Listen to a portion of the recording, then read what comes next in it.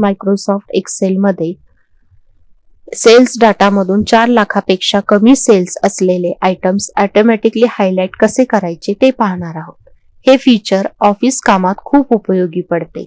आपल्या समोर electronic component सप्लायचा इयरली सेल्स डाटा आहे. प्रत्येक आयटमचे 4 क्वार्टर्स सेल्स आणि शेवटी टोटल सेल्स दिले आहेत. आपल्याला टोटल कॉलम मध्ये 4 लाखापेक्षा कमी सेल्स असलेले आयटम शोधायचे आहेत.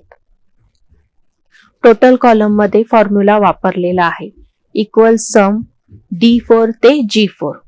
हा फॉर्म्युला खाली ड्रॅग करून सर्व रोज साठी टोटल काढलेले आहेत. आता आपण मेन स्टेप पाहू. टोटल कॉलम सिलेक्ट करा, होम टॅब वर जा आणि कंडिशनल फॉर्मॅटिंग वर क्लिक करा. न्यू रूल वर क्लिक करा. Format only cells that contain वर क्लिक करून सेल्स व्हॅल्यू वर क्लिक करा. लेस दॅन सिलेक्ट करा आणि बॉक्स मध्ये 4 लाख टाका. कस्टम फॉर्मॅट निवडा. फॉन्ट कलर रेड आणि फॉन्ट बोल्ड करा आणि त्याच्यावर ओके वर क्लिक करा. आता 4 लाखापेक्षा कमी सेल्स असलेले आयटम ऑटोमॅटिकली हायलाइट झालेले दिसतील. आता कमी सेल्स असलेले प्रोडक्ट्स लगेच ओळखता येतात. यामुळे वीक प्रोडक्ट्स ओळखता येतात. सेल्स इम्प्रूव्हमेंट प्लॅन करता येतो. बिझनेस डिसिजन सोपे होतात.